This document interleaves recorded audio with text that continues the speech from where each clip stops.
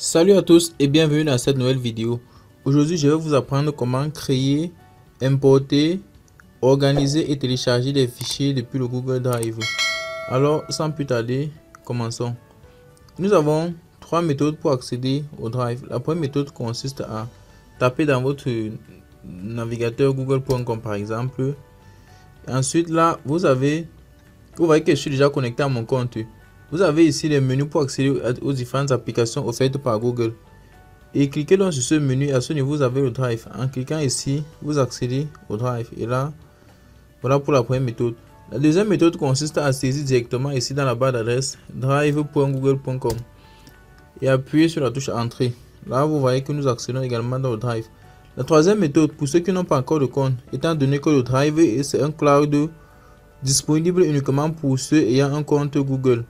Venez dans votre barre d'adresse et tapez la recherche avec Google Drive. Dans vos résultats de recherche, vous avez un premier lien qui dit Google Drive, stockage et sauvegarde de vos fichiers, de vos photos. Cliquez sur ce premier lien là. Et une fois sur ce lien là, vous allez voir cette page ici arriver avec ici accéder à Google Drive. Si vous n'avez pas encore de compte, cliquez ici là. Ça va vous demander de créer d'abord, de vous connecter à votre compte ou alors de créer un compte. Dans mon cas, je suis déjà connecté à mon compte que j'ai créé. Pour ceux qui ne le savent pas, nous avons une vidéo dont le lien se trouve dans la description qui vous montre comment créer un compte Google. Maintenant, une fois dans le Drive, comment créer, organiser et télécharger ces fichiers. Pour créer un nouveau dossier par exemple, on clique sur Nouveau et puis on choisit Dossier. On va appeler par exemple dossier 2. Et là, après un temps de traitement, vous voyez que notre dossier apparaît à ce niveau. Pour créer un fichier, comment ça se passe? On fait pareil, on clique sur Nouveau. Et là, on a la possibilité de choisir différents fichiers qui sont créés, que l'on peut créer à partir de la suite des suites bureautiques de Google. Nous avons les Google Docs qui est l'équivalent de Word. Google Sheet qui est l'équivalent de Excel, Google Slide qui est l'équivalent de PowerPoint. Nous pouvons aussi avoir Google Form et bien d'autres formats de fichiers. On va créer par exemple un Google Doc. Et là, vous voyez que cela s'ouvre dans un nouvel onglet. Pourquoi? Parce que c'est une toute autre application. Donc, on va cliquer à ce niveau pour éditer le nom. On va appeler ça Doc 1. Et puis, on appuie sur la touche Entrée. Étant donné que nous l'avons créé à partir de notre Drive, si on ferme là, on revient. Vous allez voir que notre fichier s'est créé automatiquement à ce niveau-ci. On peut faire pareil et créer des fichiers de tout type. On peut créer un Google Sheet qui est une feuille de calcul. On édite également le nom à ce niveau.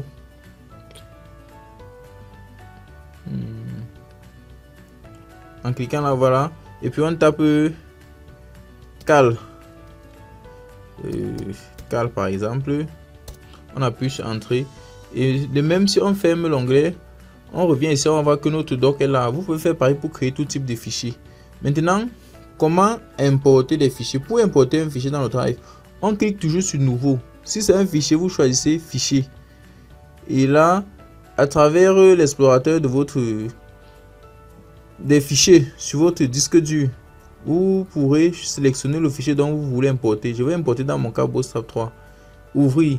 À ce niveau, vous pouvez suivre l'évolution de l'importation du fichier dans le Drive. Et là, vous pouvez voir que l'importation est terminée. On a un message de confirmation là. Et voilà, notre fichier, il est là. Comment importer un dossier? Vous cliquez sur Nouveau et vous choisissez plutôt Importer un dossier. Et maintenant, là, on va choisir un dossier. Nous allons choisir le dossier Doc Bootstrap. Voilà. On clique sur Upload. On nous avertit là qu'il y a 3 fichiers. On clique sur Importer. Donc juste pendant que l'importation se passe, on a la progression à ce niveau. Un fichier sur 3 qui est déjà importé. Ensuite on aura 2 sur 3 et 3 sur 3. Pendant ce temps, je vais profiter pour vous présenter l'espace de stockage offert gratuitement par Google à tout compte. C'est 15 Go et dans mon cas, j'ai déjà utilisé 106 mégaoctets. Donc là, on peut voir là que l'importation est à 2%, 3 sur 3 et là c'est bon. Maintenant, on peut vérifier notre dossier, il est bel et bien là, dossier Bootstrap. En double-cliquant dessus, on peut voir les 3 fichiers qui se trouvaient dans le dossier là sur le disque dur de notre ordinateur. Remarquez qu'à ce niveau, il y a une arborescence de répertoire qui s'est créée. on a ouvert le dossier Doc Bootstrap qui se trouvait dans notre drive. Sachez que le drive est organisé comme un gestionnaire de fichiers sur un disque dur que l'on a par exemple comme le disque de notre machine. Vous pouvez voir ici qu'on a 3 dossiers et puis on a 3 fichiers qui sont hors des dossiers. Donc, on va répondre directement à la troisième thématique. Comment organiser ces fichiers dans le drive? Pour le faire, on peut regrouper des fichiers dans un dossier. Donc, là, nous avons actualisé pour que nos fichiers s'affichent d'une meilleure façon. On va déplacer ce fichier-ci pour le mettre dans le dossier 2 que nous venons de créer. On fait un clic droit dessus. Et là, vous voyez qu'on a plusieurs opérations possibles sur ce fichier qui sont disponibles ici. Là, c'est un clic droit. On va prendre et déplacer vers. Ensuite, on va choisir mon drive. Une fois dans mon drive, on choisit dossier 2 et on prend sur déplacer. Et là, on a un message qui nous alerte pour dire que doc 1 a été retiré de mon drive et placé dans dossier 2. Donc, en fait, ça, on a pris de la racine de notre drive et on l'a mis dans le dossier 2. Si on double-clique dans le dossier 2, on peut vérifier que notre fichier est bel et bien là. On peut faire pareil pour cet autre fichier. Doc 1, on fait un clic droit dessus, on va déplacer vers et on clique sur la flèche qui est devant mon drive, on prend dossier 2 et prend déplacer. On va voir c'est pareil. Sachez que ici là, ce sont en fait des liens d'accès rapide vers vos fichiers, vers vos différents fichiers, même qui se trouvent dans des sous-répertoires ici là ou bien qui se trouvent à la racine du drive. Ce sont les fichiers les plus souvent utilisés qui apparaissent ici. Comme dans notre cas, nous avons que 4 fichiers, alors ces 4 fichiers apparaissent à ce niveau. Bon, maintenant, voyons comment est-ce qu'on peut gérer nos différents fichiers.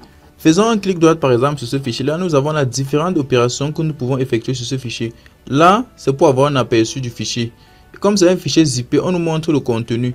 En double-cliquant ici, là, on peut explorer l'arborescence des fichiers qui sont dans notre fichier zippé. L'aperçu change en fonction du type de fichier. Si on fait, voilà, on regarde l'aperçu pour ce fichier PDF par exemple, vous allez voir qu'on pourra voir le contenu de notre document PDF. Maintenant, autre opération possible, on peut ouvrir avec, et là on peut ouvrir, on voit qu'on peut ouvrir directement avec une application qui est disponible sur notre ordinateur. Autre option, on peut partager le fichier. Les options de partage sont nombreuses.